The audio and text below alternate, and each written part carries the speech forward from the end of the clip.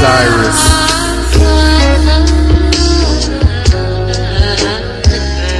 Walk with me now. She's in the club nights, bar fights, twerking at the show. Grab her hips, hold tight. She's on that purple Stagger Steve Urkel. Ride 'em cowboys, she love 'em big and black like Herschel. Shave sides, saw her favorite singer do it. Love that little way, got her drinking coffee fluid. She dips it low, leaning back, hands in the air, screaming where that money at. High heels, or she wearing flats, pierced nipples, tattoos on her back. Frankie Ocean, she knows her pink matters. Credit check on any dude trying to share his batter.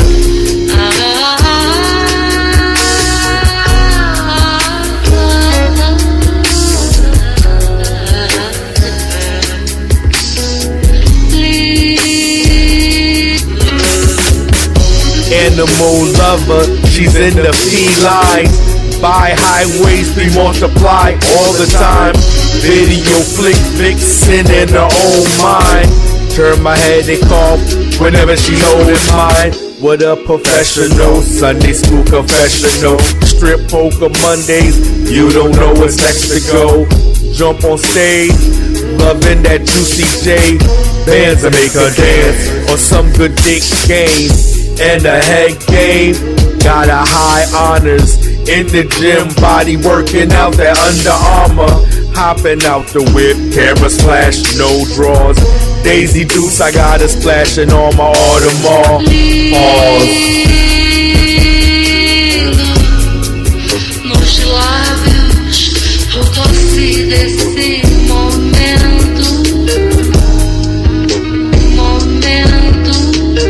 If Mike Will made it, Jack Nick slayed it, White Russian played it, I just decimated. Sierra sings, then she sings along. Body party, she likes to ride along. Working through that future at the same time. No worries, landing strip, follow the lines. Love that geek culture, anime, lingerie. But got an old soul, smoking out the Sade. Hey, hookah lounge, dubstep sounds, high fashion. Watch her work them hips around. Catwalk with the hard steps. Slow day, shorty working with that cush breath. Yes.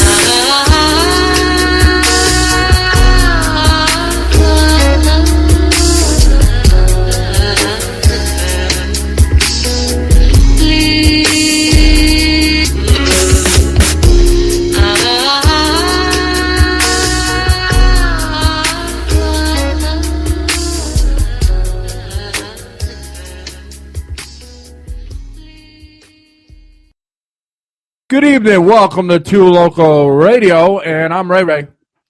And I'm Chrissy D. And this here is Tempo with AT. And this is Snow.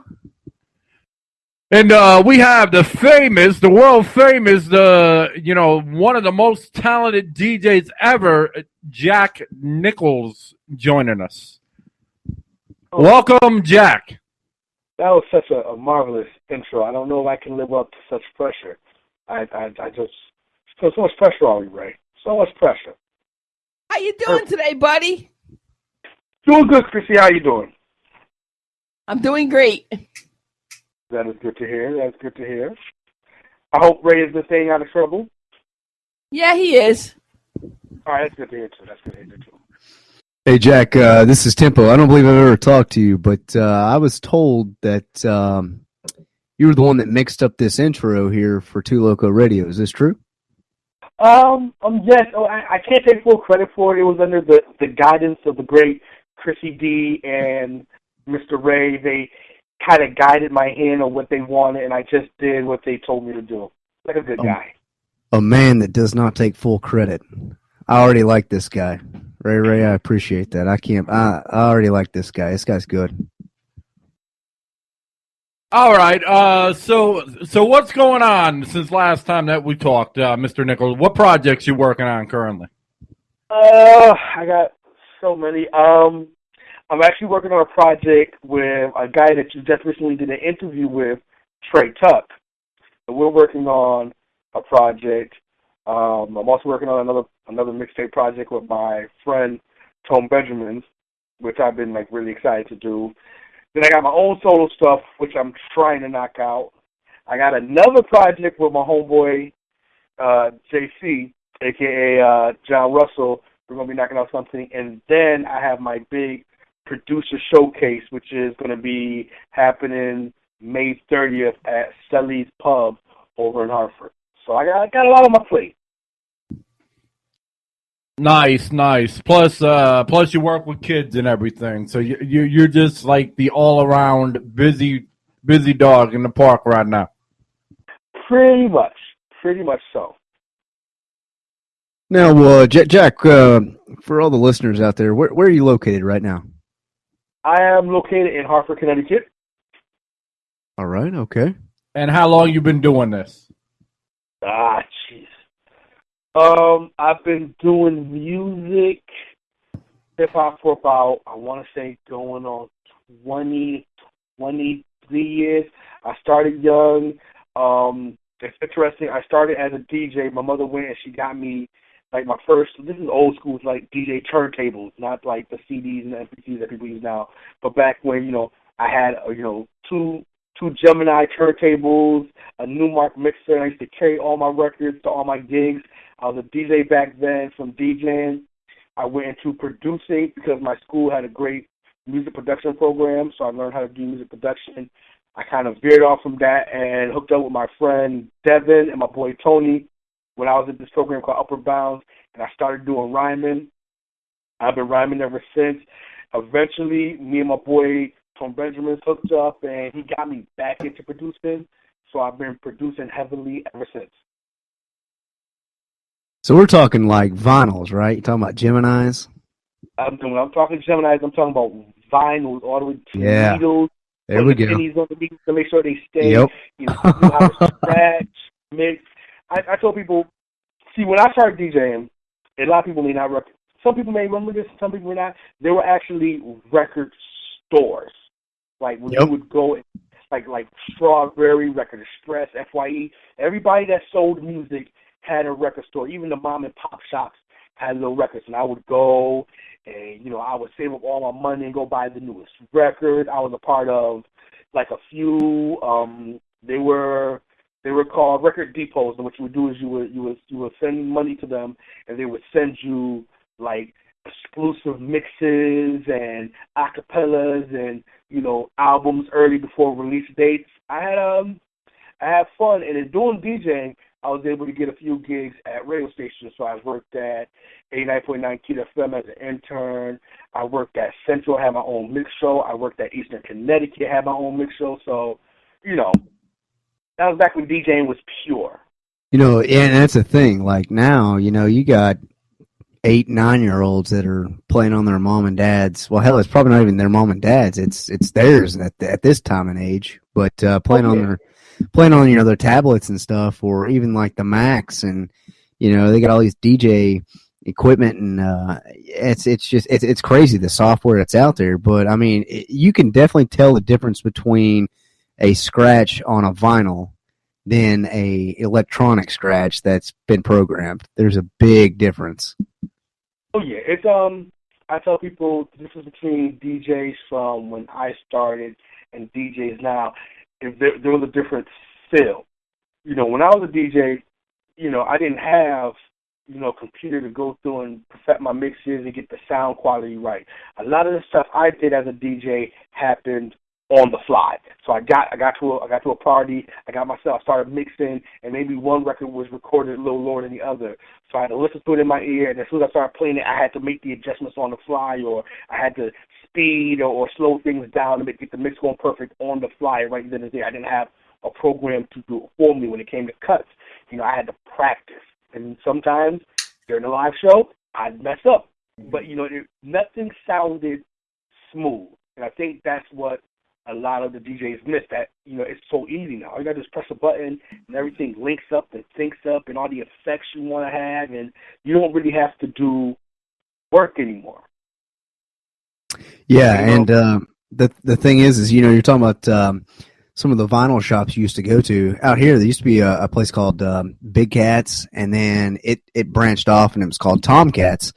And gosh, I'd say probably up to 2004, you could actually go in there and actually buy like vinyls. But CD kind of took over, and now it's like it's all MP3 and these mobile DJs or even like standard DJs that aren't mobile. They've got literally 15,000 plus songs in their archive and a click of a button. But back, gosh, hell, I'll even just say 10, 15 years ago, MP3 was coming out. And the thing is if you look at you barely had an internet. Exactly. That's the thing, right? I mean, I'm talking, and I'm just saying 10, 15 years at that. MP3s are coming out, and then people start burning discs, and then you didn't have this an iPod connector. You didn't have this equipment that you have now. But that's what I was saying earlier there, Jack, is the fact that you can tell the difference between a vinyl scratch and one that is an MP3 or it's a computer edited scratch. A big difference. And you hear a lot of this computer edited stuff in a lot of the popular stuff that's on the radio these days. Well, I've always said that one of the big things I hate about music is when we moved away from live instrumentation, and when we moved away from everybody having to go out and find different people to do different stuff, and everything became so easy to do, we lost the feeling. When you go see, and I've been in many DJ battles and DJ competitions, the difference you can hear between when a DJ scratches, next to when a DJ programs it in is there's a feeling in there. You got DJs who've been doing this all their life, so when they start scratching, if they're in the room, they're in the moment, everything blanks out and it's just them in the music. But when you see someone program a scratch into the studio, it's just like okay, there you go. There's no real showmanship into it, and that's the music is lacking nowadays. And me and Ray talked about this a bunch of times. It's once things become accessible and easy, you lose that showmanship, you lose that feeling, you lose that drive that made the music so motivated, and that extends on down to DJing, to even just like some of the more current rock stuff that you hear now. If I take a local rock group that's popular now, and I compare them to like a Led Zeppelin or Black Sabbath, you can hear the difference in quality and feel for music. Yeah, it's like you take the baddest computer speakers and you compare them to an 808. Not even close. Oh my God, the 808. Oh, come on.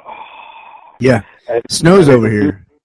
I'm in love with the 808. There's nothing better than the sound of a good thumping 808.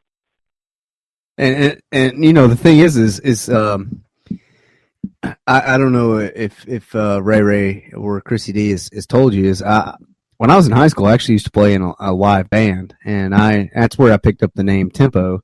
I was a drummer, but the thing is I'm actually very impressed with the 808 compared to an actual snare roll or a snare pop, because damn it, it's close. And I'm giving credit to technology, but then again, we were talking versus, the vinyl scratch versus the technological scratch. I mean, there's a big difference, but then again, with technology, I mean, hell, if it's not on the head, it's right there with a live snare pop. I mean, it really is.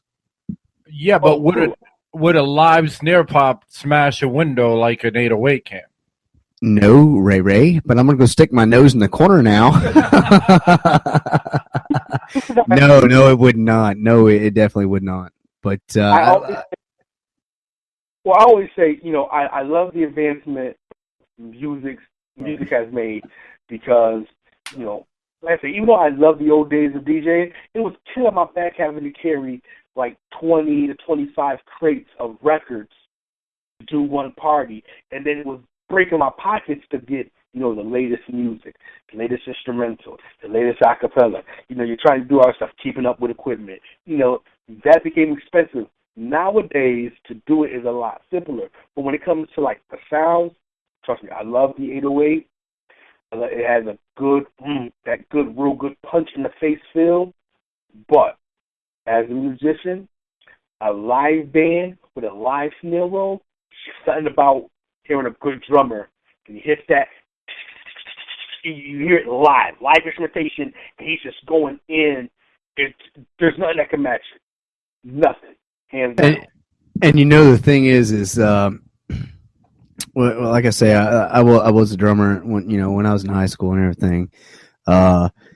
Tragic story, the reason that we split up. But anyways, that doesn't matter. But I remember there was an individual that a lot of people didn't really care much for, and he was actually scratching vinyl. That was it, and CDs, they're starting to come around, and the MP3 wasn't far behind.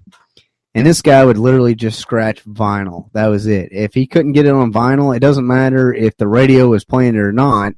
If Tomcats didn't have it, he couldn't play it. And so many people, would give this guy shit because he couldn't get it. But I mean, it wasn't his fault, and because he couldn't get it from, the actual vinyl dealer. So we actually, and this was actually one of our last shows that we did. We actually played for, and it wasn't even our senior prom. We actually did our senior prom, and we were actually, freshmen? Yeah, freshmen. And he was in on it as well. And the band, they've got the guitarist, the bassist, they've got the lead vocal, they've got the drummer, and then they threw in, I'm not going to mention the band's name, but they threw in this DJ, and they got really big for it, right? Because it was new. But the thing is hell, we were doing that, before, but he wasn't doing it on, CD or MP3. He was actually scratching vinyl. And we had so many, and it wasn't like big gigs, it wasn't like they're paying us $1,000 a night. It may be $20 a head for the people that are playing. So we're walking out with $20 a piece, but at that time, that was big money for us.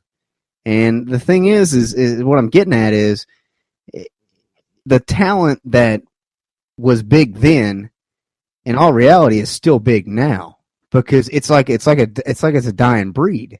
And this is only my opinion. I mean, you could disagree if you'd like. And the thing is if you and what I'll get straight to the point is, like I was saying earlier, you got 8-year-olds out here, on their iMacs or whatever it is, and they got all these programs. You put them on two Geminis, they're not going to know what button does what. Well, that's why I tell people, and I get mad when they do stuff like they pull music programs out of the school. And being a DJ, it was a full all-around science. You weren't just, grabbing records and learning how to cut. You had to learn how to go find the best records. You had to learn the best way to cut on your turntables. You had to go find a shop that had the best deals.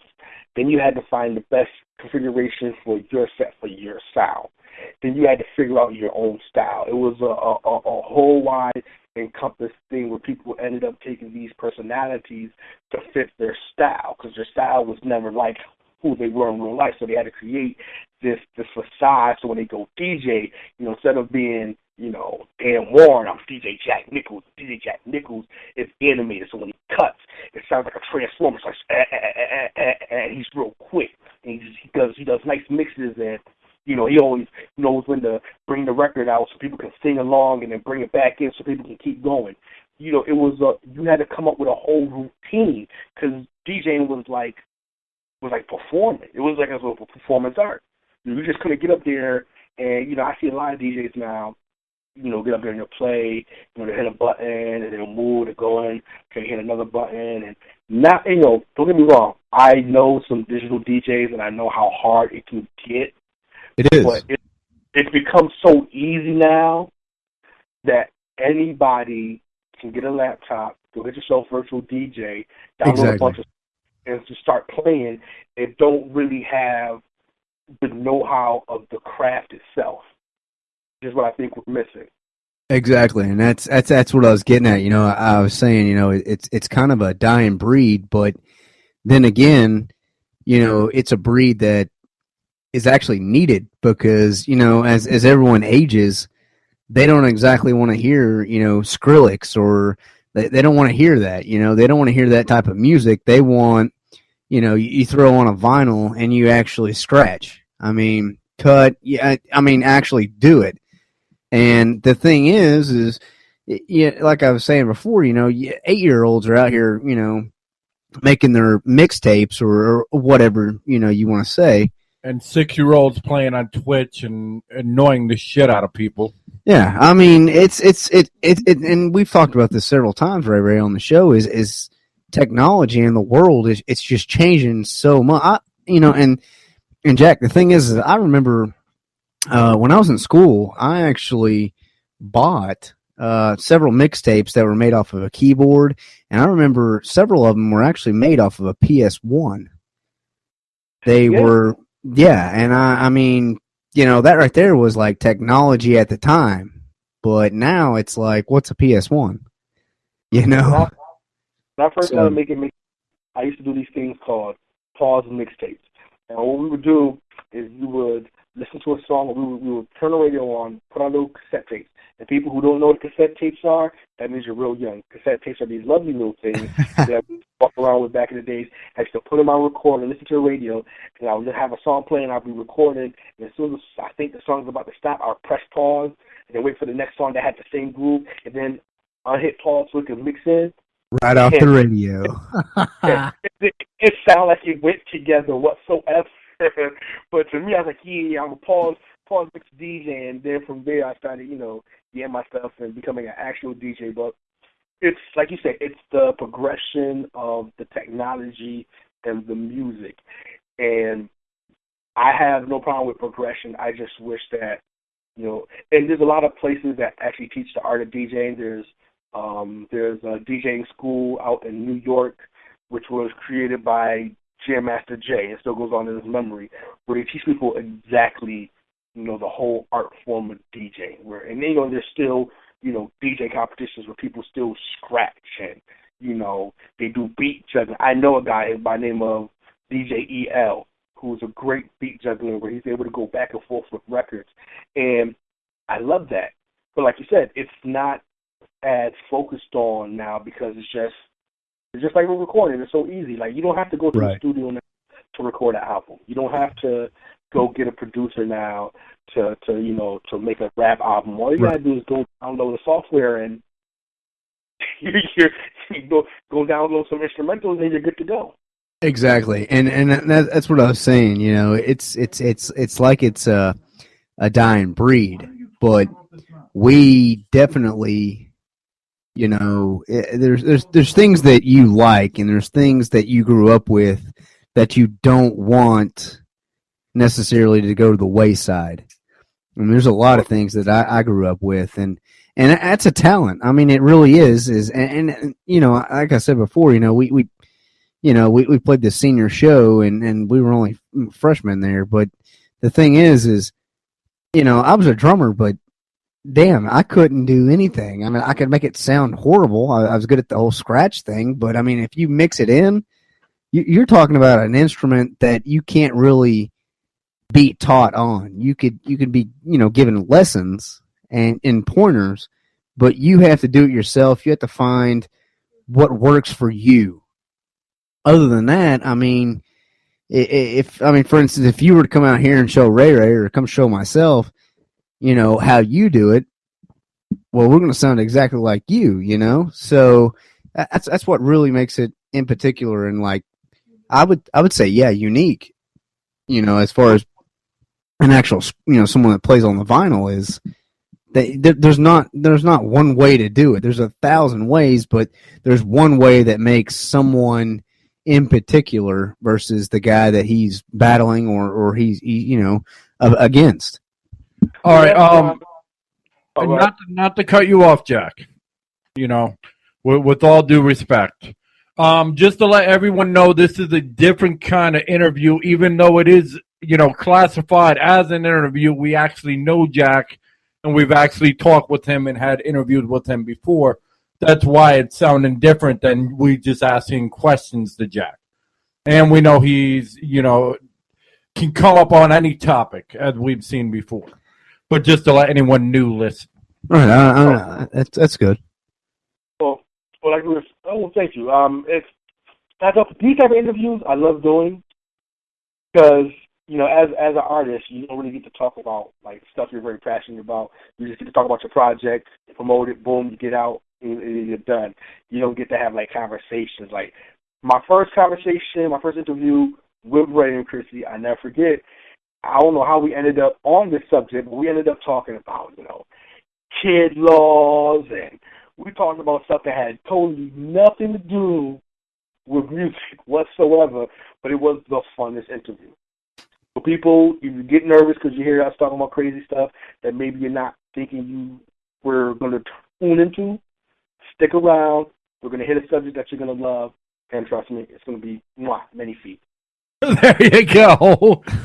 I mean, the thing about our interviews is we really want to, know who the person is, because we believe that personality in this day and age trumps everything with the age of digital download, and everybody can download anything that they want, from an artist at any time, which was not possible years ago.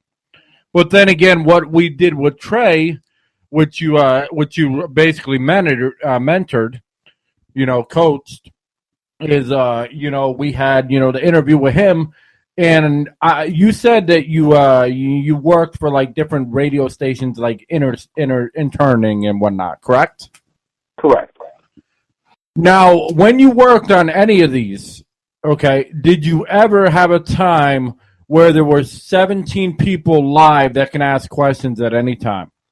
No, which is one of the benefits of the new digital age, is you could do stuff like that and have, when I was doing radio interviews, it was, one person at a time, one person calling, and even when you had a group of people in the studio, you only had a certain number of mics, only a certain number of people could talk at a certain time, and then you had to switch in and out. So the format that you use, which is why I like it so much, makes it easier for there to be more people in on the conversation, and not just more people in on the conversation, but more people to, ask questions and to be interviewed, which is cool. Yeah, that's why we do it, and I firmly believe if a lot more people did this, that like did radio shows, that the regular radio shows no one would want to hear them anymore, because it'd be like, all right, yeah, I can listen to you, and you could play music, and you could do your one-on-one interviews, but I'm so far beyond that. Yeah. And Ray, I don't mean to cut Jack off or anything, but I responded, and Jack may know this, but I actually responded to a Two Loco ad, and at first, I thought Two Loco was going to be Spanish speaking, and that's what I've told Chrissy D and Ray when I first met them, and I came out, and of course, they don't speak Spanish or anything, but the thing is I was so intrigued. I was so... Uno momento, por favor. All right, now he's speaking Spanish. Tell you what, whenever we go on break, you're going to tell me what that meant. Because I don't... 1 minute, please. Oh, 1 minute, please. Okay. It's like one of those Chinese fortune cookies. It teaches you how to write in Japanese or Chinese. I don't know how to do that. But no, what I was saying is the thing is when I responded, I thought there's like, okay, it's going to be like just a regular talk show, and I came out for the first time, and I was so like intrigued. Like I say, I could not believe what this studio has set up. I mean, it's unbelievable, and they keep it simple. It's always about the working man. It doesn't matter, what the working man's background is. That man's still working. So, and I think that's what's really special about Two Loco. That's why, I talked to Ray and Chrissy D, and I asked them, if you don't mind, I'd like to be on the show as often as I can. And they said, hell, we don't mind. Normally, and I've done several, broadcasts over the internet here, and they're like, well, you've taken up enough time. And it's like, all right. But here at Two Loco, the thing is they'll if you're a working man, they will seriously talk to you. It doesn't matter if you sell cars or if you sell light bulbs, which I hate people that call me selling light bulbs. But I mean, in all reality, I mean that's what Two Loco is. And you know, he was talking about the 17 people at one time, and you responded to that and saying, well, you know, when you were in a live studio, you know, or the radio, they could do one at a time, or they're limited on mics. Technology has helped us, you know, in a sense, and it has. But you know, the thing is some things that we were accustomed to as a younger age, they're not so much as accustomed to now. I guess is what I'm trying to get at. But here's the deal, though. Even though technology has helped us, technology in ways does hinder, because there are certain outlets that if you try to do things on, they don't mesh well. And there's other things out there that if you try to combine them, they don't mesh well. Like, we can't get this to go over to our normal outlet because it just won't. It won't work. Any way you look at it, it just won't work. If it don't work, then don't try to fix it because you're wasting your time. I agree. Yes, Okay. I remember when Ray and Chrissy D, they first got their new stuff to set over, and that was a long battle trying to figure out what the hell was going on with the stuff and how come it wasn't sounding good, how come they were fading in and out, and you know, that's the thing with technology, you know, as it gets more advanced, it opens up more problems that can happen. Not to say that problems are always going to happen, but you always have that opportunity and that option for it to happen now, because stuff is getting so complex. You just can't say, okay, let me plug this into this, and then we're good to go. It has to be, you have to plug this into that, then turn that on, download this, make sure that's working. Then once that's working, you got to run it back into this. This is going to compress that and send it over to this signal. But see, if you're using that signal won't really, you know, it becomes double jargon. Like you said, it's a dual-edged sword. Sometimes it works good, and sometimes you just want to throw everything into the trash can. Exactly. I do agree with that. That's agree what with it's that. about. So we're going to go back to you, though. Okay, they know that you know, you're a hell of a DJ. There's no, you know, doubt in that. As far as Hartford, you are the man. As far as like DJ and everything. Now, I know that you were talking with your partner. We played that song that is like a remix of Wonderwall, which is fantastic. Before on our show. Why don't you tell people when you started, you know, wanting to do it, being an MC, and what you talk about as far as an MC? I started wanting to be an MC because the guys who I would hang with would be, and they would rap. And, you know, you see the guys rapping on the TV, then, you know, I'll be at my school, and, you know, I'd be banging on the lunch table, and guys would be rapping. And I always found it very, very enticing the way people were able to manipulate words and kind of get the crowd on their side by saying this a few things or referencing a few stuff, how they'll be able to catch people's attention. So I said, okay, you know what? I'm going to try this. I'm going to see if I can do this. So, you know, I wrote my first few rhymes, and as I look back now, because I still have my first rhyme book, and it's like, Jesus, this was horrible. This was completely horrible. I can never let anybody see this stuff. I may have to burn it after doing this interview now.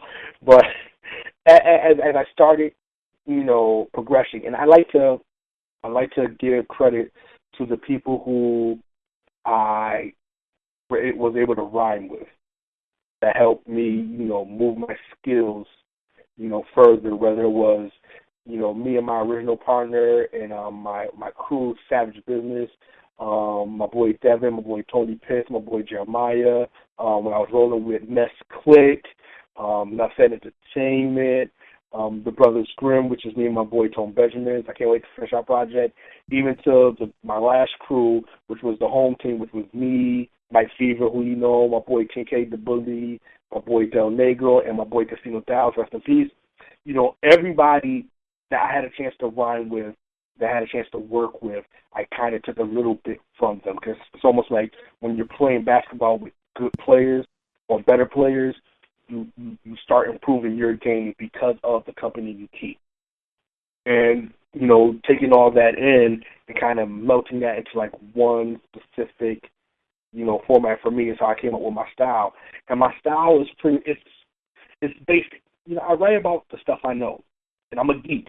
So most of my stuff has a lot of geek references, from comic books, movies, to wrestling. You know, but I'm also a dad, so, you know, paying bills and, you know, fighting with your child over, you know, does he really need these $500 pair of sneakers?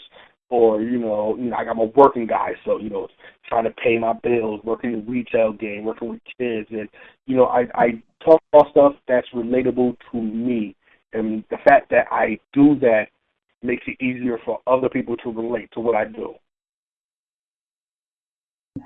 And here's what I want to say. I want to say that there's a big talk about, you know, being a DJ. You probably could relate to this in a way, but then again, you know, you're on the other side of the spectrum.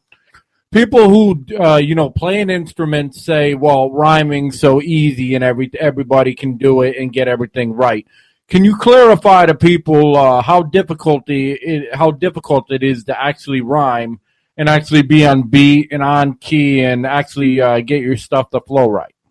All right, it's and I always tell people rhyming comes easy for me, but that's, you know, I've been doing it for damn near all my life. So, you know, it of course it's going to be easy for it. When you talk to people who rhyme, it's easy for them because they've been doing it for a long time. They've got their own style and everything else. From the outside looking in, and I've tried to show people how to rhyme. And the thing about rhyming is there's so many different styles. What works for you, like you said, with you know, instruments and stuff, might not work for somebody else.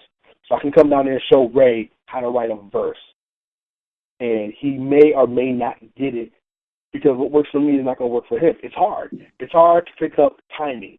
You just can't rhyme A, B, C, A, B, C. There's so many different patterns in instrumentals and beats nowadays. You got to learn how to either adapt to the style and the tempo of the beat, or to, you know, speed yourself up, or, you know, not everybody can rap certain styles and not everybody can rap about certain topics. It's hard. It's hard to sit there and try to figure out a new way to say something that's been said 5 million times. With so many people in the industry rapping, you know, say something as simple as, I think I'm the best. It's kind of hard to do because everybody says that they're the best. So now you got to figure out a new way to say it. And hopefully you figure out a new way to say it before someone else figures out the same way to say it, which sends you back to the drawing board.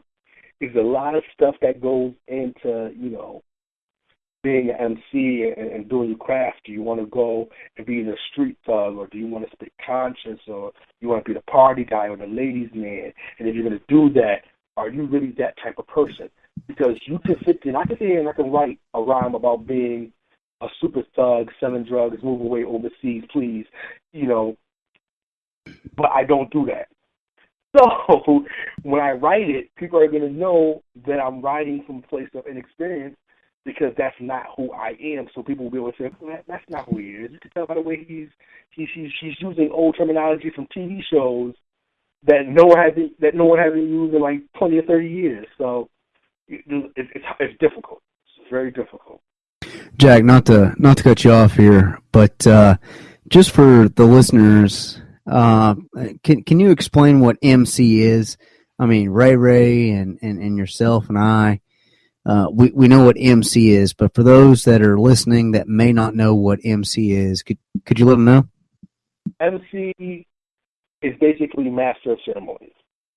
So, and for those who have gone to graduation ceremonies, have gone to any type of celebration where they have a program that sets out how everything is going to go, one of the first people they name are going to be the MC, the master of ceremonies. And he's pretty much the guy that controls everything, which is pretty much what an MC does when he performs. He controls how things move. He controls the crowd, or, you know, move the crowd, MC.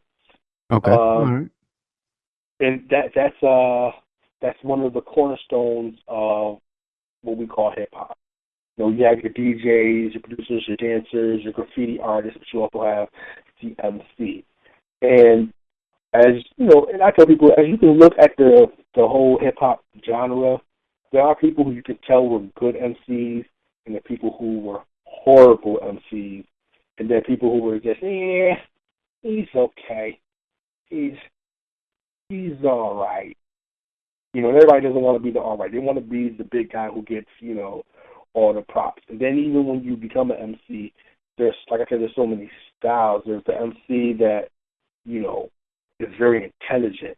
So he uses a lot of great big words, and, you know, he's able to, you know, eloquently describe things, great detail. And then you have your simple MC who's kind of more, I'm going to do something catchy because I know that can get your attention.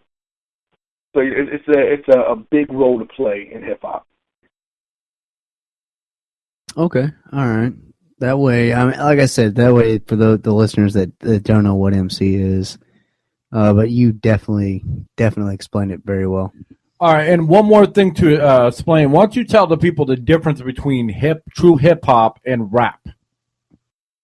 Okay, hip hop, as said by the Honorable Harris one, hip hop is the lifestyle. It is the environment.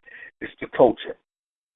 When you do hip hop, you not only rap, but you have dancers, you have graffiti writers. It's now, and I tell people it's going into like branding. You have the clothing lines and things of that nature. Hip hop is almost a way of life.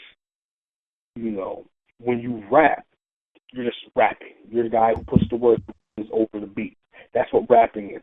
And for a long time, rap was confused with hip hop. People just couldn't understand that hip hop is more of a culture. It's more of I want to say a movement. So say if Ray had, you know, he was listening to Tupac and, you know, he had the baggy pants and the baseball cap and he talked with the slang. He's doing the hip hop thing. He's doing the hip hop thing. No matter how people want to say he's acting black, it's not him acting black. He's doing the whole hip hop thing. That's the culture. But if Ray was just, you know, getting on a beat and just rapping and dressing normal, he's rapping. He's a rapper. There's a big difference between the two, even though not many people see it. That's a good analogy. And you know what? This is the thing. I don't know if you've heard, you know, the shows, but I'm a big YouTube surfer. I am, and you know, you brought up Tupac there, and you know, there's a thing, you know, with Tupac and Biggie, and then, you know, I mean, they were a group, or, you know, they were mixing together, and then, you know, shit went bad and beef, whatever. But, you know, the thing is the way I look at it, and I mean, in today's time, you know, as far as rap or, you know, R&B or hip hop, however you would, you know, want to look at it, you know, a majority of the artists are trying to represent or are representing a certain group, if you will. But what I like to look at is the talent in the individual. Whether they're, you know, throwing one way or they're throwing another way, it's the talent is what I look. And this is it, right? I mean, really, this is what I like to look at is the talent, not necessarily, you know, what they're throwing or you know, representing or anything, because I mean, you've got so many talented people in New York. You got people in Florida, California, Washington. Yeah, I mean, look, Kansas, Tech 9. I mean, it's everywhere. So I think if we could, you know, kind of look at the talent versus what they're trying to represent, and you were talking earlier, like the whole clothing line and the shoes and everything else.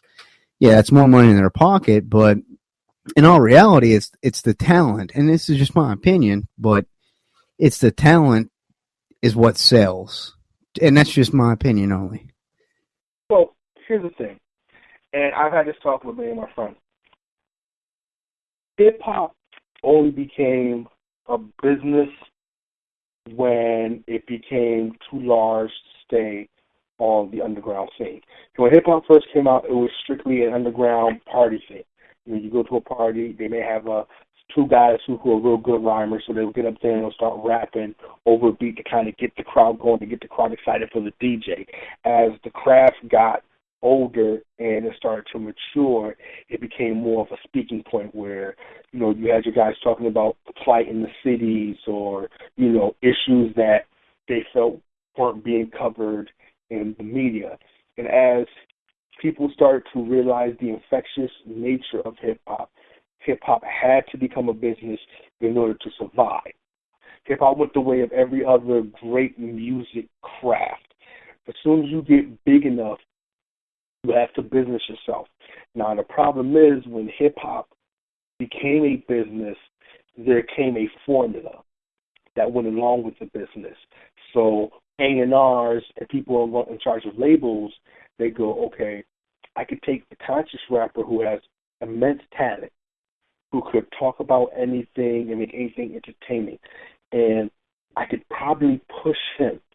But then I have this guy who is the embodiment of every stereotype that I know. And I know I can get him and get that shock nature and make more money because that's the bad boy. And as we all know, bad boys sell. So they pushed this image, and all of a sudden hip-hop became coastal.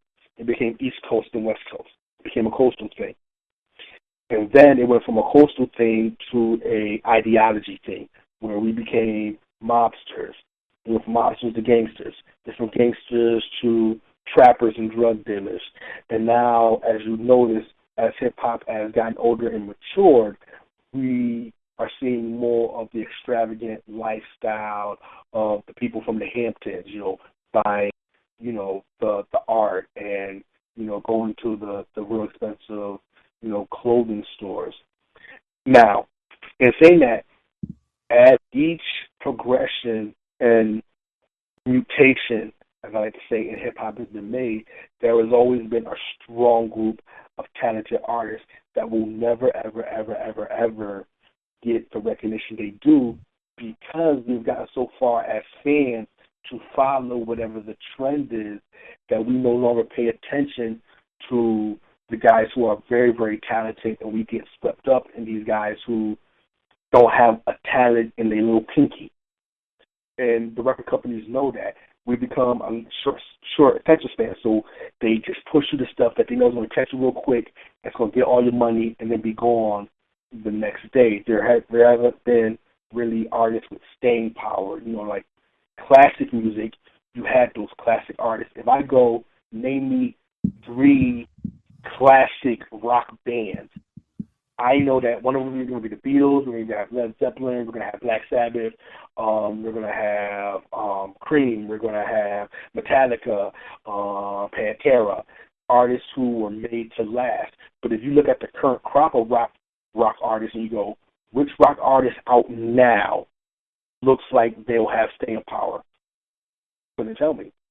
It's just like with hip-hop. When you ask greatest in hip-hop, people always name Biggie, Tupac, Rakim, Jay-Z, people who have staying power. But if you look at the current scene of hip-hop and you go, who do you think 20 years from now will have the same effect as some of our older hip-hop icons? You can't really say anybody. Well, what's screwed up about it, though, to be honest with you? If you take Tupac, for example, and you take his songs, and, you take things like Brenda's Got a Baby, like Unconditional Love, which should have got more airplay than it did. Changes. To me, that's real Tupac.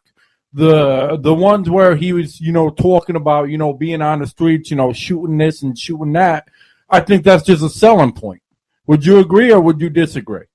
Yeah, I mean, let me not be foolish enough to think that, you some way, somehow, the music industry will find a way to get you to do what they need to do in order to get your album out. They'll tell you, okay, Ray, you're one of the best conscious rappers I know. But, in order for us to get the fans to listen to your conscious rap, we got to give them something that they like to listen to. So I need you to do like 1 or 2 club songs about girls shaking their asses. And then I can get the radio spins for that. And then that is the worm that hooks people in. And then you can do your conscious stuff and preach to the people. That's how the game is. If you look at any big artist that's come out, it's usually going to be this format. Nowadays, they're going to have a song for either the streets or the club, which means it's either going to be a street, what they call a street anthem, where everybody in the street can get behind and, get a little wild, or it'll be a club joint where it gets a lot of spins inside the club. Now, once those artists do that, when you go and listen to their album, they'll have conscious stuff sprinkled within the album. Like Tupac will have Hit 'Em Up, and then he'll have like a Dear Mama, Brenda's Baby. You have Changes, and you have California Love. That's just how the record companies sell us on how to push our product to our fans. Do you see the backwards nature of that? Label is telling you, who got the fans in the first place, how to keep your own fans. And we as artists, we're so happy to be signed and get a deal that we listen to people telling us how to do our job. It's like a guy who's flipping burgers at McDonald's coming into local radio and trying to tell Ray how to do an interview show. What? Really? Yeah, exactly. Get the fuck out of here. Yeah, exactly. And that's what they do. And like I said, you understand, most of the artists that get signed have never seen a big amount of money right now. They've never seen large amounts of money. And when I say large amount of money, I'm talking, 30,000, 40,000, 50,000, 60,000. They don't see that money. So when you go, hey, I have $30,000 right here for you. All I need you to do is this, and you're coming from nothing. You're going to jump on that. You're going to jump on that, and you're going to jump to whatever hoops they want you to do. And that is how our music has gone from, like Temple said, something that has talent or shows skill to something that, I can get one of my kids from my program to write a song. Auto-tune. Yeah, and put auto-tune on it, put a real catchy beat behind it, and it become a hit. Because there's no craftsmanship. There's no craftsmanship. There's no staying true to. And this is all totally. A label will sign an artist because he has a big fan, and then they will change the artist. So their virtue will change what brought them to the artist in the first place, and then the artist is different from when you first heard him. Like if you listen to early Eminem stuff, it sounds different from current Eminem stuff because earlier Eminem was hungry. He didn't have the big money behind him. He was just doing it for the love. But now, current Eminem, he has money. So, a lot of his stuff, doesn't really flow right with some of his original fans. I'll agree with that. And, I mean, especially if you look at Rap God, his latest one out now. If you look at just the message that is in his music, I mean, first of all, you can look at the cover. I mean, I think that once you get so far and you start out, like you said, you were hungry, that they're hungry for it. But after you get so much recognition, you start pulling so much, you got to figure out what your next big thing is. And that may be a clothing line, as we were talking about earlier. That may be a shoe line or whatever it may be. That's because they have no choice in the matter. Well, yeah. I mean, you got to find what's the next biggest thing to keep you out there, right? Because I mean, you got to stay on top of the game. You have to, right? I mean, you got to battle to stay on, on top or the top 5 at least. What's well, as an artist, your life expectancy is the amount of time your single stays on the radio. if you're a big artist, your relevancy is how long you can keep in the top radio spins. So you have artists who will come out and legitimately will be classified as one-hit wonders because they've only had, one hit that has gotten a lot of radio spins, but in reality, they've had a bunch of music. Tupac, as much as everybody loves him, would be considered a one-hit wonder. He's only had one big, and now people don't get up arms when I say this. I'm not talking about R&B and hip hop charts. I'm talking about pop charts. I'm talking all around radio play. He's considered a one-hit wonder. I have one of my favorite artists is Jay-Z, and Jay-Z just got in I think it was in his last 4 or 3 albums, like his second or third number one hit. So, as an artist, your life expectancy is very quick because, one, everybody's doing the same style that you're doing. If you look at hip hop right now, you can just see the similarities in almost every street MC, any female MC, that's in the mainstream. I'm not talking about underground, but mainstream. So you got everybody doing the same thing. So as you're putting your album out or you're putting your single out and it's hitting the charts, you have the next artist behind you who's doing the same thing, who's waiting for you to slow down in spins so they can release their song and push you out the way. And that's all it is. It's a virtual fight. Well, here's something you're only going to hear on Too Loco. You won't hear this anywhere else, I guarantee it. Or if you do, it be like another show like ours. Would you agree or would you not agree that most new artists that sign labels are basically like a college scam? Or in the fact of they have not received a dime from these A&R reps. They are using everything as borrowed money. And then eventually they get their money to pay it back, but that's why they go bankrupt, because they overspend. Okay. When it comes down to signing your deal as an artist, and this is any artist, no matter what the genre. First of all, when you get signed, you have to find out if you're getting signed to what's called a single deal or a full-fledged album deal, or if you're just being signed to make a quota. A lot of artists don't realize this, but labels, every label department has a quota of artists that it must sign and put product out for.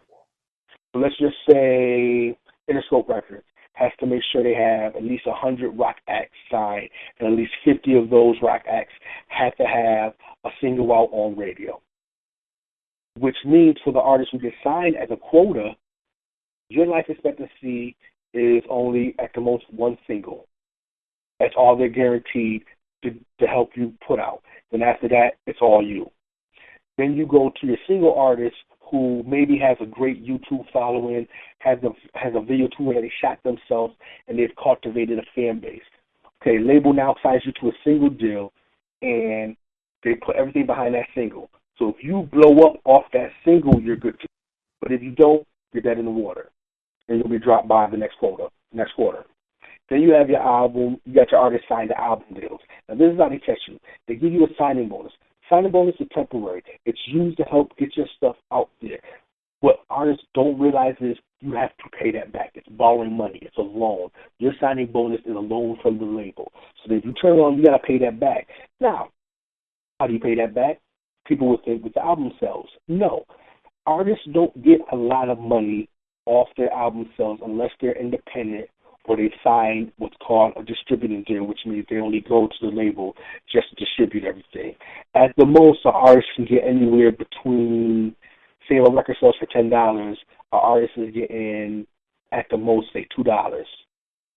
Or even more specific than that, they get 6 to 8 cents on a buck off a $10 album. Okay? Now, I want you to put that in your mind and think if you're paying back $30,000 and you're only making 8 cents on a buck. All right, and I'm not trying to cut you off, But what people don't understand is the IRS is still going to take the same amount out, whether you're making a million or 100,000. They're going to take the same amount out that you used to. Unless you bounce to a higher tax bracket. If the label has you down as making enough where you bounce to a higher tax bracket, they're going to take out more, which is also a drawback. And then until you get that straightened out, they're going to continuously take out more. Yeah.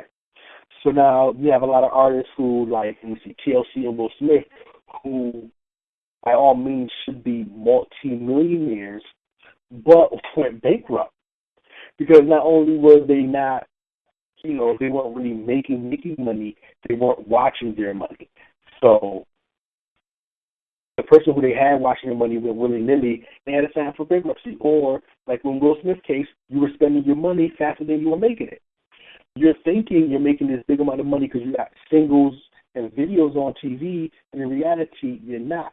And people are only giving you stuff off the potential of money that you're making. And that's what a lot of artists don't realize either, is that when you get signed to these big deals, and then all of a sudden you drop this big single on the radio, and then you got people handing you cars and houses and clothing and stuff, they're doing that because they think you are going to be the next big thing. Yeah, and what's funny is these artists think because it's jewelry company that knows you're a big time artist, it's like, okay, yeah, just have this on the house on us. They don't realize that really what the jewelry company is saying is, okay, yeah, your record label has enough to pay us back. So we're going to get our money back, even though we told you it was on the house. Yeah. And then you get to a point where you go places and they'll, as people normally would use credit to get stuff, you're famed because you're credit. So you go to a car dealership and you go, oh, you know what? You really have to do no paperwork. You sign here and, I know you'd be good to make the payments on the car because you're a big recording artist. The next thing you know, your label drops you. You're not making that money. You can't pay back the dealership on the payment on the car that you just got, that they gave to you because you're a cool person. It's all these little things. It's just like when you get to college. You ever notice when you get to college, that's when you get all the emails and letters for, like, credit cards with, like, these crazy limits, and you're like, how did I get a $5,000 limit? Fuck it, I'll take the card. And you're spending, only paying off the minimum, not realizing that you're getting, your APR is kicking you in your ass, and by the time you realize everything older, you're in debt.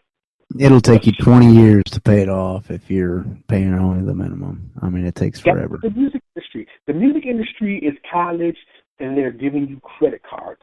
That's all it is. And some artists, the only way they can make money is going on tour. And even then, they don't make that much money. You understand? To make big bank, don't let these artists fool you. There's a video by a group called The Roots, which is one of my favorite groups. There's a song called Things They Do. And it's a spoof video. And they show you one scene, and then they show you behind the scenes. All right. Rewind. Can you say the name of the artist and the track one more time? The artist's name are The Roots. Now, some of you may know them because they're on the Jimmy Fallon show. They're his stage band. But they're called The Roots, and the song is called Things We Do. And in the video, it's a spoof, but they kind of show the truth behind a lot of the things that people normally see in the music video. Like, there's a scene where you see guys and they got bottles of champagne in their hand, and they're shaking the bottles and spraying everybody with it, and it's like 20 or 30 bottles. That's one scene. And then you flip, and it goes behind the scene, and you see a bunch of production people filling up those same bottles with ginger ale, because ginger ale looks so much like champagne. So what you think is champagne, it's not really champagne. Or that leak. Go ahead.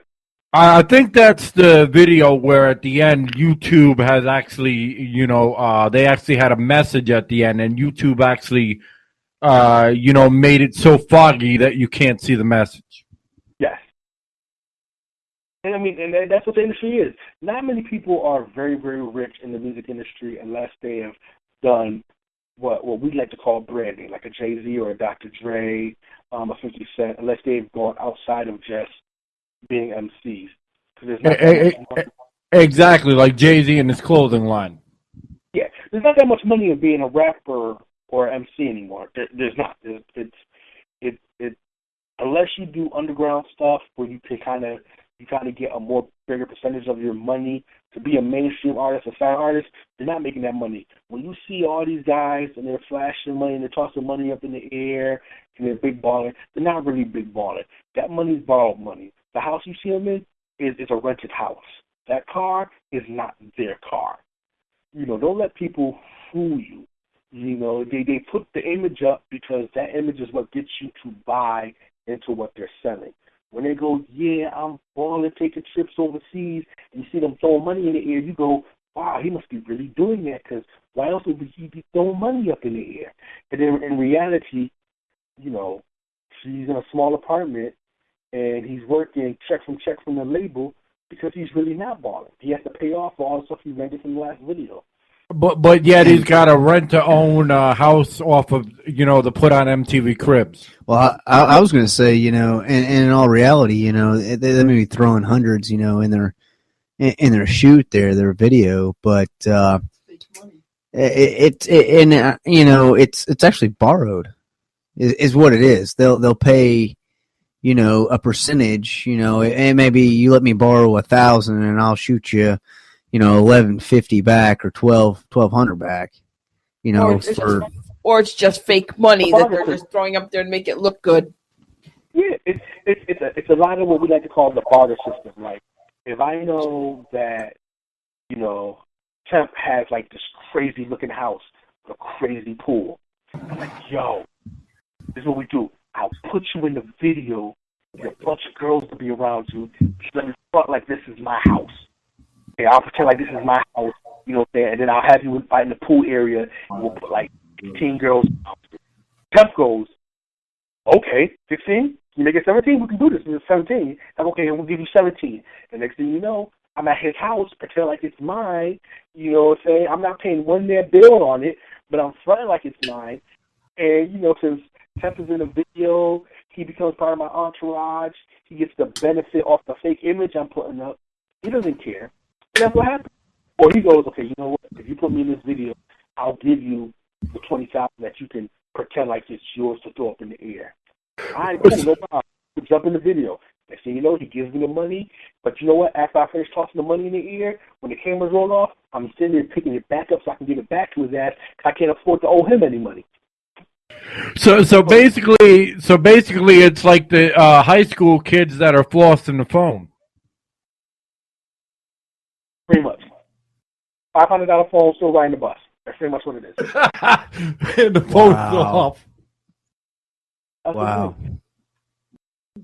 But Temp, in defense, when you look for guys with talent, if you look, there's a lot of underground MCs who have a talent, and there's a lot of good and I always argue with people, there's a lot of great female MCs with talent who don't have to be sexual in order to get their message across. As I tell people, the problem is, as fans, and I'm not talking about you guys, I'm talking about other fans, but people know what I'm talking about.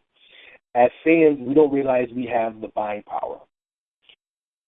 If all the fans would get together and say, we will no longer support Justin Bieber would fade out of existence. He would. That's just how powerful the fans are. But the fans are so busy trying to be cool and trying to keep up with the fad that they don't realize their power, so they sit here and they support artists who 9 times out of 10 they really don't like. But they listen to because this cute girl listens to Justin Bieber, and I want to seem like I'm cool and I want to get with her, so I'm going to make sure I know about Justin Bieber so whenever I talk to her, I can talk about something she knows. So then being a music fan goes from liking the music to how can I use this music to further my position in life. It no longer is about the craftsmanship or the skill. It becomes, how can this help me get in good with my boss? Because my boss is a Leonard Skinner fan. So I don't really listen to them, but I'm going to listen to them and support their music so I can talk to my boss about it and have something to talk to him about when we get to work. Or I don't really like Lil Wayne. I don't like his music. I don't like Lil Wayne. I don't like Nicki Minaj. But the cute girl at the gas station, that's all she does is quote Nicki Minaj and Lil Wayne, and I want to get with her. So I'm going to try to sound like I'm cool and listen to Lil Wayne and Nicki. So when I talk to her, I have something to talk about and seem cool. There's no more. It's like fanship is gone. Well, here's the other thing, okay? This is the only thing that you know you're going to hear on Too Local. You're not going to hear this anywhere else. You know, not to say that we're better than anybody, but I got facts. The fact is, in Connecticut, where you're from, it is the number one buyer of music, actually CDs. That's a fact. However, the artists out in Connecticut, be it rock stars, rap stars, whatever, hip hop, you know, jazz, whatever, they have them hating on each other so much that instead of building that, you know, bond in Connecticut and, you know, having that being the number one spot, New York is, or California is, or somewhere else is, or, and here's the other thing. All the record labels are owned by people that aren't even in the United States. Well, that's a perfect point. And one of the reasons that point is because for so long, Connecticut never really had a big identity music-wise. So we emulated whatever seemed to be working at the moment. At the time, New York was the big thing. So we tried to be like New York. And what happens is the label goes, yeah, why would I want you when I can actually go to New York and get an artist? Well, because I can do it this way, I can do it a lot better. Yeah, but there's about 10 guys in Connecticut that does the same thing. Well, no, he's not really real. See, I actually am real because I've been to New York a few times, and he was only seen it in, like, TV. So then we start fighting each other for a position that 9 times out of 10 we're not going to get because we don't have our own identity. If you look at the Connecticut music scene as the music scene itself as a whole has progressed, we've taken on the identity of every fad. Now, before, let's say, 2 or 3 years ago, no one in Connecticut was talking about being in the trap. No one knew what the trap was. Everybody said, trap, oh, that's where I put the cheese on so the mice can get caught in it so I can get them out my building. That's what everybody thought the trap was. Now, everybody in Connecticut is trapping. We're trapping and doing drug stuff. Because we see that's being popular somewhere else. So we lose our identity, and then for the little spot that we can get, we fight each other for saying he's not as real as me because I'm really trapping. I actually been down south to trap. Well, no, you're not really trapping. You're in Connecticut. We don't trap here. We deal drugs. I can attest we deal drugs. We don't trap. We've never called it trapping. We're taking someone else's lingo and trying to make it ours, and nobody really falls for that. So then when people go to the Connecticut show and they see all these artists, they go, well, you're just like the guy I saw in New York, but he's really from New York, so why should I support you? And you're like, Exactly, and what drove me nuts is when I lived in, you know, because we're originally from Connecticut, well, us two are. The issue is when Connecticut is rolling with New York gear, that's the problem I have. Okay, you're not proud of where you're from, and not only are you not proud of where you're from, it's just like somebody out here in Tennessee rolling out in Texas gear. You know what I'm saying? Or South Carolina. It doesn't make any freaking sense. It's like everybody wants to be out here would want to be Atlanta. It's like everybody in Connecticut wants to be New York, but you have the industry right in Connecticut. But what they do is they take these, you know, especially in hip hop, they make an illusion that you all hate each other. So Hartford hates New Haven. New Haven hates Bridgeport. Everybody hates each other. So nobody's trying to build together to try to bring the talent from there to a different place. Kind of like, you know, out in Tennessee, the one thing I can say about Tennessee is a lot of the artists actually work together to help each other out to get somewhere. That's why you've got that big thing in Nashville. Well, that's because the record labels tell you, okay, we'll mess with you guys out in Connecticut, but we only have, let's say, 3 slots.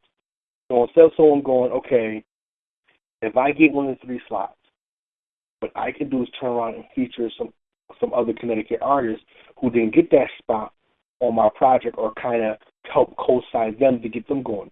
No one thinks about that. Because that's how easy it is. If there were 3 slots in the industry and someone said, okay, Dan, I'll give you this spot. We want Jack Nickelz to become big. All right, cool. No problem. Now, when I'm recording my project, I'm like, listen, I got my boy Ray, I got Chrissy D, I got Tim, I got Mike Fever, I got Trey Tuck. I'm going to put these people on my album to help them get out. That's how it should be. And Snow. Yeah, and Snow. That's how it should be. That's how it should be. You should always be looking back to help someone from where you're from.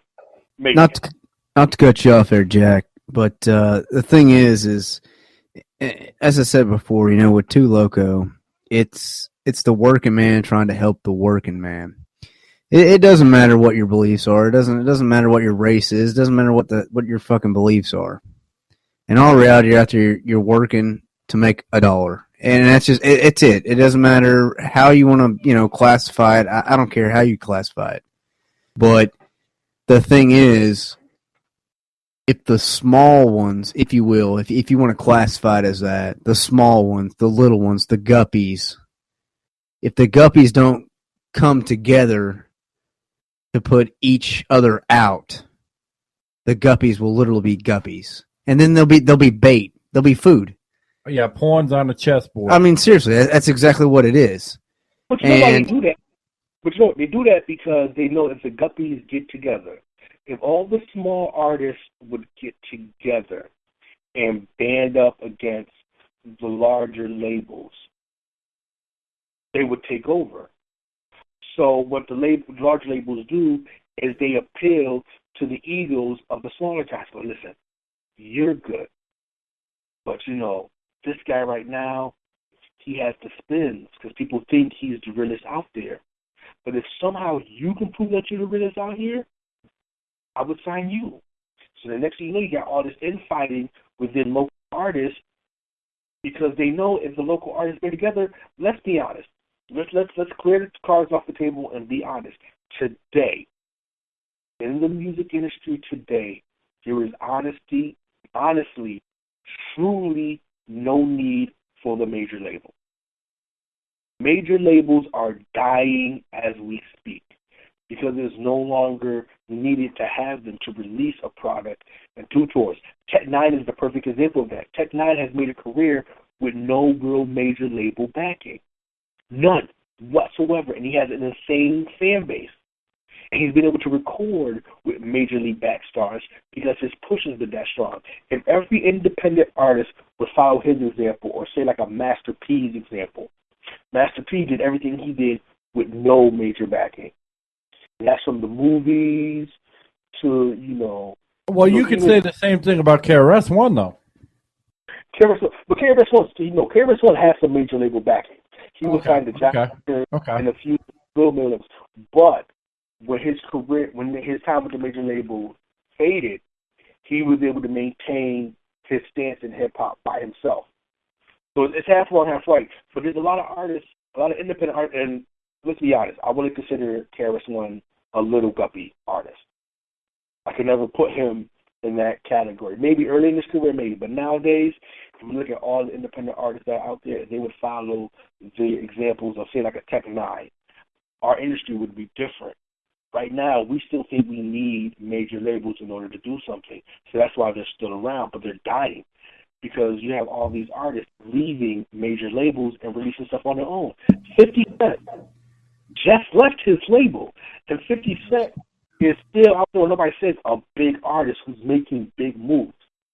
He left his label for the independent route. I've seen other artists leave their labels for the independent route because labels, it's a death trap. They want you to sign all these crazy deals because they're losing money, and that's the only way they can get money. So I mean, we all just say, F it. I'm gonna see exactly what Tech N9ne did, and I'm gonna follow his diagram, and I'm gonna see if it works for me. The industry would be different, and we wouldn't have the problems we have now.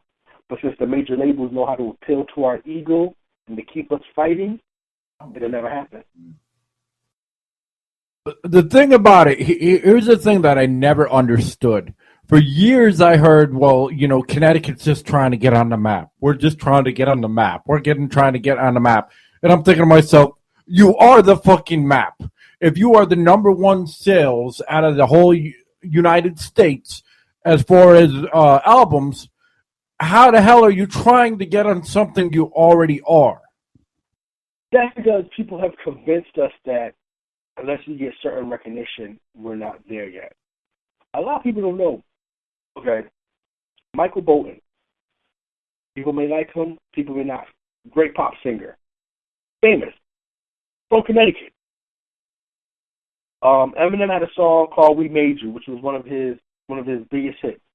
That song was produced by a producer from Connecticut. The singer on the hook was from Connecticut. We have made it into the industry. We have gotten our foot in the door, but they have gotten us so confused and got us so lost because we don't have our own identity that we don't realize we're already there. We just have to take advantage of the opportunities left in front of us. You know, we're there.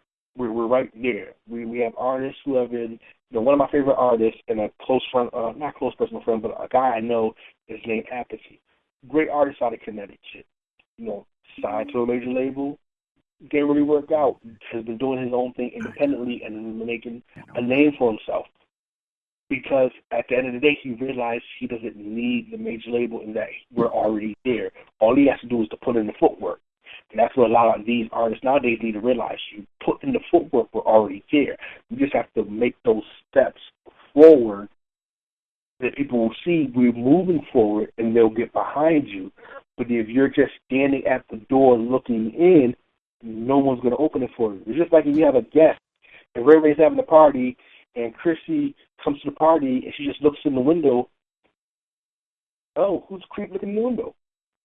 But if you go to the door, knock, hey, I'm here to join the party. Guess what? 9 times out of 10? All right, come in. But we're just standing at the door. We're not knocking. We're just standing looking at this door like someone should be opening it for us. That's not the case. It's never going to happen waiting for someone to do it for you. Very true. I mean, I tell that to any artist I work with. I said, if you are expecting someone to open the door and let you know that you finally made it, you'll be waiting for a long time. No one's going to tell you you made it. People don't join you to tell you you made it. People join you to tell you we knew you were going to do this. That's when you see the people. You don't see the people when, Ray Ray gets signed to Shady Records and he's on Shade 45, XFM radio, and him and Chrissy and Temp are doing these big shows and these big artists coming in. That's when people are going to come to you guys to go, hey, we always knew you guys had a good radio show and that you were meant for good things. They're not going to jump on you when you guys are doing shows like this and you're pretty much already there. You just that right artist to come on. They're not going to talk to you then. They're going to talk to you after you got big, after you got signed, after you guys have moved out your house, got a nice little crib somewhere in Miami, and you guys are soaking up sun, and you got money to spend. That's when they're going to talk to you, and they're going to congratulate you. But they're never going to tell you, hey, go. You're in now. No one's ever going to tell you that. They're going to say, hey, welcome. We knew you would get here. Well, shit, if that's the case, how come you didn't support us when we were first doing the damn show? That's just the mentality of people. And not to cut you off there, Ray, but the thing is as we said before, it's the small ones that come together. That and if you look at every movement that's been done, and in world history, there's a bunch of small people that came together and started. I wouldn't say like an upruling, but they didn't necessarily agree with the way the government was working, or they didn't necessarily agree with the way a system was working. So if the small ones don't come together, it's just the ones that are on top, and they'll always be on top. In a sense, that's just my opinion. Yeah, it always takes, I tell people, it takes that one group to sacrifice themselves before anybody else notices that, hey, maybe this can work. It's like, okay, I have to see you guys go and crash against the wall before I say this is what I want to do. A lot of people don't want to be that first one to take the steps. No one ever wants to, throw the first punch. And that's the problem. Like you said, if just a small group of artists will just say, F it, let's go for it. And so everybody else will jump on it. And here's the deal, okay? Our cities, our country, whatever way you want to say it, I'm not even going to get political, but I'm going to say it like this. Everything in one time was made in America. Everything now is anything but America. Now, if you have like all the labels that run things that are not from America, then of course they're going to get pissed if you have a bunch of people, from a certain city or a town or, a state saying, okay, hey, we're not going to take it because they're not from here and they want their money.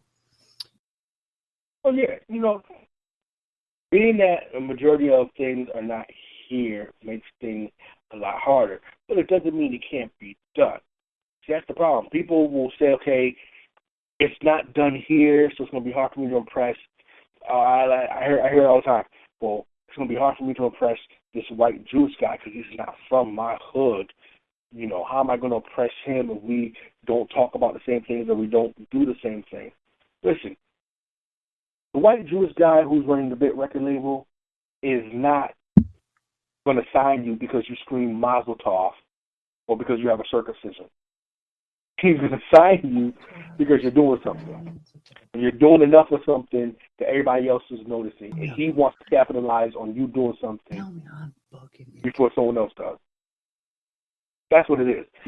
And that's what you have to do. When you try to, when you don't do it, someone else is going to do it. So it's all about making someone notice you and making them feel like I have to get this artist before someone else does. But to do that, you got to put in the work. You just can't not put in the work. You just can't say, I just can't say, okay, 2 Local Radio isn't in Connecticut, so I can't, do work with them. Yeah, I can't fuck with them. Yeah, that's they're, no matter where they're from, if it's an outlet and they're reaching a community, then you do something with them. I work with artists that aren't from Connecticut, and I don't do it because I know that's a fan base that I can't touch by myself from here. So I know if I do something with this artist from there, my name will get out there. People got to learn to do that work. Yeah, this is another thing, and I may be pushing boundaries with certain listeners and everything else, but you just brought up a very, very, very vital, I should say, point. Talking about, you said that it was, we'll just give it another name, the blue collar people that are basically working for the white collar. I'm from Tennessee. I was born and raised here.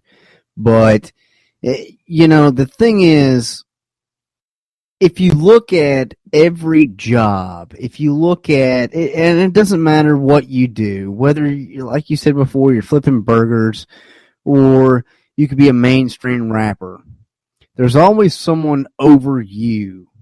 And that's the thing.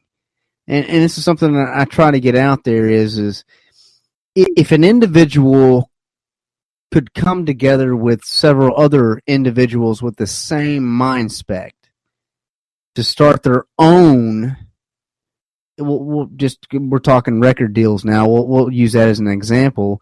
If they could come together now, they're not going to be mainstream. They're not going to be world known. They're not, not going to be the flashy, whatever it may be.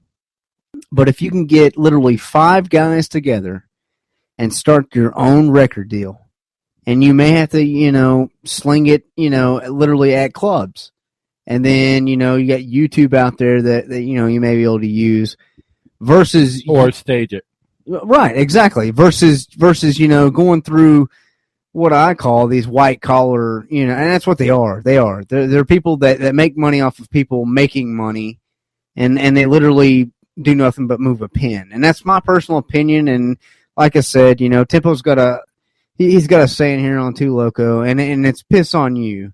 And I'm not talking about the people that are working for the money. That's not what I'm talking about. I'm talking about the people that are taking the money from the people that do work for the money. You know, the thing is if you can get, like I say, 5 guys, and this is just hypothetically speaking, okay, just a scenario. If you get 5 guys that are true about what they do, and they start their own, like I say, we're talking about record deals here, start their own small recording studio, okay, the technology's there, they come together, they do what they can do, and they start publicizing this, okay, and you get people on board, right? I mean, it's not going to be flashy, you're not going to see it on BET, but you know what? After a while, so many people are following this, like Ray said, on YouTube. They could tool. You know, the thing is, you know what? The media is going to have to shift because the media is the one that wants to make the money off of the working man. So if the working man comes together with several other working men and say, you know, we're tired of doing this, the media has no choice. I mean, sure, they can keep playing the same people they've been playing for 10, 15 years, but you know what? It's not the new hot thing. They have to move. They would have to. Here's the catch.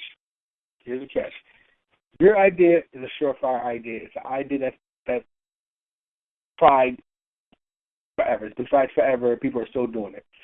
The problem is, a lot of people don't have the wherewithal to stay for the long haul. See, when you do stuff like you forego major labels and you do everything yourself, you get a group of guys together and you forage towards the industry as an entity together, a lot of people don't realize that you're not going to see results as quick as you would if you had a major label backing. This which is another reason why a lot of people go to major labels, because major labels will get you that automatic response. Get you that automatic result. And not to cut you off, okay, but to say basically what you're saying for those that listen, you know, watch the NFL, okay? Nobody talks about the offensive line. The offensive line does everything to help the quarterback, make sure that the wide receiver has time to get open, and, you know, make sure that the running back is okay. But everybody is talking about the quarterback, the running back, the tight end, and the wide receiver. Who is that? The major label. Because the offensive line is boring to watch. It takes longer for them to get there, which is the little people. But what and the thing is what I'm getting from Jack there is it's what sells. I mean, the nose end. He's not the one that scores that touchdown. There you go. That's what I'm saying. Yeah, exactly. And I you know what? Now that you all put it that way, I do agree. But I am one that, and you know, I'm starting an organization. I've been working on this for a little over 9 months now, and it's going to be called One Brother One, 1BB1, and it's seriously a group where the working man can join the working man. You can call it a union, if you will. And if your house was to catch fire and you didn't have insurance, guess what? You got it with us. It's right there. If you pay $1 a month, if that's all you can afford, that's fine. If you can throw $25 a month, that's great. But it's not relying on the big man anymore. You know, we're not relying on Allstate or Geico or any of these other. No. We're relying on each other because, you know, and exactly. It was what Chrissy, go ahead. That's exactly the way it was back in the day. Like in places like, we'll use Tennessee for an example. Let's say a farmer's barn burns down. A bunch of people from the surrounding area, depending on where in Tennessee or where in whatever state, Mississippi or wherever. They would come from miles around. Yep, I promise you. Rebuild that barn or that house or whatever. They would, literally. And they would help replant all of that. Yep, everything they lost. Yeah. That mentality is held by a certain particular group. So when I tell people about this group, they're going to be like, really? Yeah. Bikers. Listeners who are bikers, you know this to be true. Bikers will pull together for their brothers. If you have a cut, I know it. okay, you're in trouble, bikers will come together. I've seen bikers rally together over just something that probably didn't even affect all of them. But because it happened to one of their brothers, they got together, they did fundraisers, they did everything they needed to do to help out. And that's the mentality we need to have as artists and as people in general.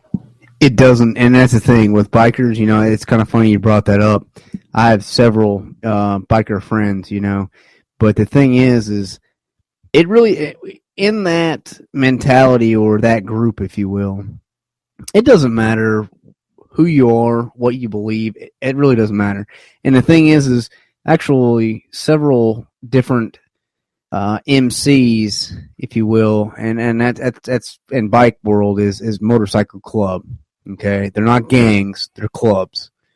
But in all reality, if some serious shit went down, especially with the government, the other MC will definitely be there. I guarantee you. But that's not only bikers; that's also No. old school truckers. Exactly. And that's the thing. If you bring that union mentality, and that's the best way I can explain it, is a union. But I mean, it's not really a union. But if you could bring that mentality back, and it'd be hard as hell. I'm struggling. I've been doing it for 9 months, struggling. But if I could get that, and this is the way I look at it, Jack, is if I can get one person, just one person, to see as I see, and I'm not saying I'm correct, because damn it, I could be as far off as left field, but if I can get one person to see it as I see, then they may be able to spread it to one or two other people, and those two people may be able to spread it to one or two people. So it's kind of that snowball effect, right? It's kind of you help your neighbor. And earlier we were talking about, the guppies helping the guppies. That way they don't become bait. And if you can get every organization to do this, whether, you want to rap or whether you want to be a pop star or you want to be someone picking, a banjo for a bluegrass, if everyone has the same mentality, son, it'd be so much better. It really would. But here's the problem. They don't. I know till this day, people that listen to metal will not touch rap, and there's people that listen to rap that won't touch metal. I mean, it is what it is. What it is, and that's fine. That's fine. Okay, you got these people out here, that are hard set on their beliefs. Okay, and everyone knows this, right? Everyone's hard set on their beliefs. Okay, whatever. And if that's your case, that's your case. But the people that aren't hard set, these are the ones that we should try to work with. We should try to mingle, if you will. If we bring everyone together, as sobby and as sweet as it sounds, we can all, hang out on Saturday and make cupcakes. No, that's not what I'm talking about. I'm talking like your neighbor actually helps your neighbor. You actually stand up for yourself, your people, and your neighbor. That's it. Your neighbor may be Chinese. Your neighbor may be, Hispanic. That shit doesn't matter. Not where I'm from. No way. It doesn't matter. In all reality, if everyone would stand up for each other, there wouldn't be half the trouble that's going on right now. all right. But I'm gonna cut you off here, and I'm gonna say, okay, Jack, tell everyone where they can find you. Throw some plugs out, and what you're doing once again, and then we're gonna probably move on to our show. And you're welcome to join us if you still have time. We done got so political. We forgot about the music, people. Damn it! But I love it. No, I do apologize, Jack. Tempo is really bad at that. Sorry, go ahead, Jack. Listen, I love it because honestly, this is some of the stuff I address in my music. I talk about this stuff a lot in my music. So, if you're looking for my stuff, you can find it at jacknickelz.bandcamp.com, where you can get all my mixtape music, where I have, a variety of mixtape singles. And if you really want to be nice, you can find my stuff on iTunes and Google Play, where my most recent album, Finally Gone, has been released.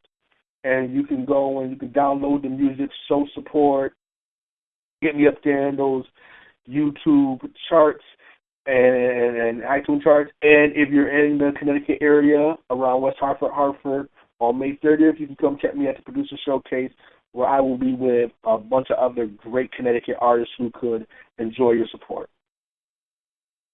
Okay, so the other question, you want to join us for our regular show, or you got to head off to bed? I am going to head off to bed because Jack has to work in the morning.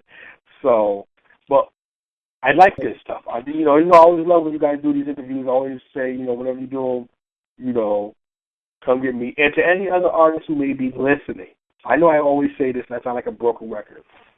If you are not smart enough to utilize the outlet that is True Local Radio, then you are making a mistake. This is great pub for any artist trying to get out there. This is a great way for young artists, old artists to reach out to a bunch of fans in a unique format that you won't see anywhere else. And trust me when I tell you, they do their homework. So don't be surprised if they ask you about certain songs or certain projects that you didn't even bring up yet. Because Ray and Chrissy, they've shocked me sometimes with some of the stuff they ask me that I didn't expect for them to ask me. So trust me when I tell you, this is a great outlet for people to support.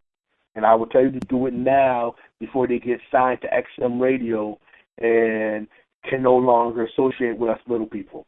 No, I'll tell you right now, Jack, like I was going to say before, it's the first time I've talked to you. You're a very, very wise man. You really are, Yeah, you don't really get wrapped up in the small picture, but you actually see beyond the picture. You see the picture frame and the wall that the picture is hanging on, if you will, short of words. But the thing is with Too Loco, it's the small people that we're for. It's not. We matter because you matter. Exactly. It's not. We blow up and we're on XM or iHeart or anything else that we're going to forget about the people that we talk to. That's not it, because that's where we came from. That's what we started with. And I guarantee you, and this is Tempo's word, that's what I'm going out with. I can guarantee you that. I like that. And Ray, you need to use that as a logo. And the whole thing, not to cut you off, Jack, not at all. The whole thing is, we run a radio show. This is not a parking lot. If you take our house, you take our foundation away. So you take our, so we have to go find another parking lot. We run a radio show. So you take our, you say, okay, well, we're going to buy the rights to Too Loco. Fine. We'll call ourselves Too Loco Plus. Too Loco Plus, exactly. And I swear, and this is the thing. And not to cut you off there, Ray, but in all reality, and this is how I am, and this is one thing, we talked about when I first came on before we even did the first show, is it's about the regular people, the working people. It's not we get blown up, we're on, TV shows or whatever it might be, wherever it may go. That's awesome. That's sweet. Awesome. Great deal. But if you tell me I can't talk about, the local artists, the ones that are actually out there working for what they believe in, I don't want to be on your damn show. Yeah, you're going to get a two-birdie salute. I don't care. And you're going to get Tempo pisses on you is what you're going to get. That's what Tempo's known for. But no, Jack, in all reality, hey, it's been a great pleasure talking to you. I'm very glad that I got the chance to, speak with you and listen to, your words of wisdom. But I'm not saying that, in a smart tone, but I mean, you were a very, very intelligent person. It's been a great pleasure talking to you. And exactly. And if you ever want to talk on our regular show, we give you the open invitation like any artist out there. I would sit back and listen and not talk. That's the thing. This guy is phenomenal. And if anybody in Connecticut, are you kidding me? If you don't know this guy, get with him. He's already told you how. Jack, go ahead and tell him one more time. If you're looking for the music, you can look me up on iTunes and Google Play under Jack Nickelz, or you can go to jacknickelz.bandcamp.com to get my music, or you can catch me hanging with the good people at Too Local Radio. My good buddy Ray Temple, Chrissy D, and the whole band, and we're having fun. And we'll be No. No, I can't have fun. So's the quiet one. It's all good, Jack. Don't worry. She hasn't talked much. But no, no shit. I mean, it really has been a pleasure talking to him. And I'm very glad that I was out here and, you know, and able to talk to Jack. Because, I mean, God, you know, this guy's, I'm done. I'm not going to sound like all right. making like but go brownies. back to where you were at. Rewind. Yes. So feel free to holler at me, catch me on the show, because I plan on being a regular, because I always have fun talking to these guys, and it's good to talk to people who actually care about shit and not just reading off a script. Hey, Jack. Yeah, exactly. We might start showing our 12 o'clock shows, because we normally do interviews at 11 o'clock and cut it off at 12. Yeah. But you're not one to cut off. No. But at 12 o'clock, we may just start doing it over here, and we'll just upload there. It don't matter to us. That's fine. But hey, Jack, like I said, it has been a great pleasure speaking with you. All mine. Good meeting you. You're a cool guy. I can't wait to do this again. Hey, you have a good night. All right, you too. All right. Well, you take care, man. All right, you too, guys. Hey, have fun. All right. Catch us anytime at 12 o'clock. You're welcome to come on anytime we're on. Warning.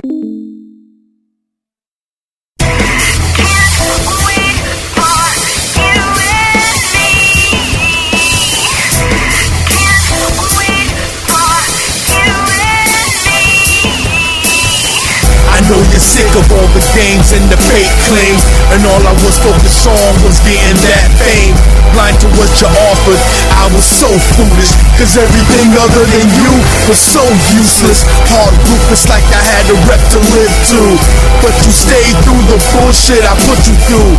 But enough's enough, I see it in your eyes, no longer willing to let your life fly by. All these nice guys saying you deserve better, and all my friends saying, dog, you should just let her. Cause all these games ain't doing nothing for me here, and in the clear, it's your voice that I finally hear.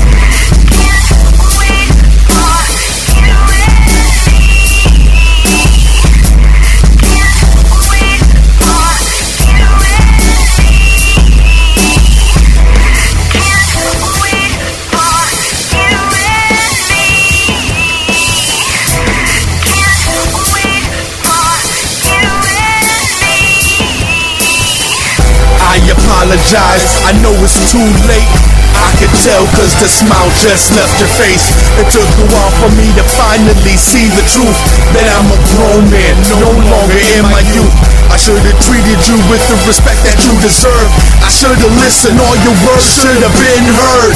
Didn't know better, now I'm paying the cost. Burden to bear this mistake, my personal cross. I'm so confused, blinded by the flashing lights. I can't explain, but I need you in my life. Comparing others, but they seem dim in your light. I stay awake with these words through the whole night.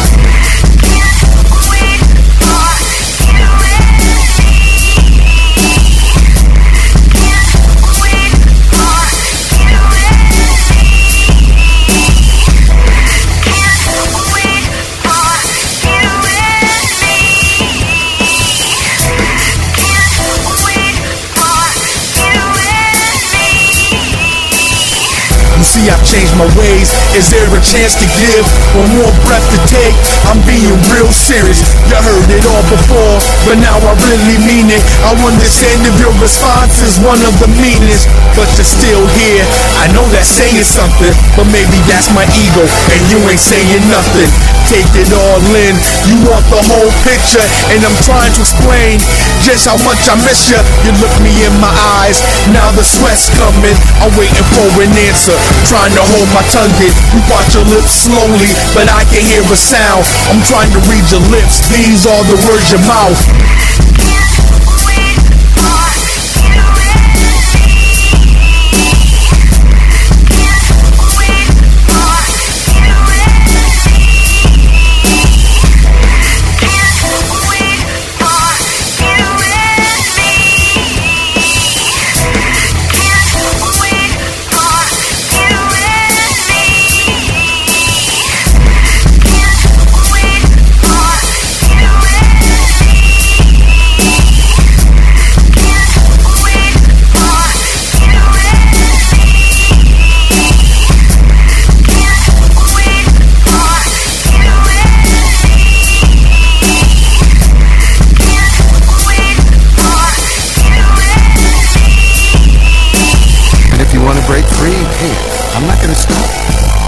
also not going to hide the fact that I have feelings for people.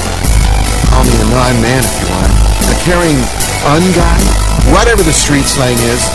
I just know that when you're in danger, for reasons I can't explain, I hurt. Does that make sense? If it were coming from anyone else, no. But from me, Jack Nickelz, it's crystal clear.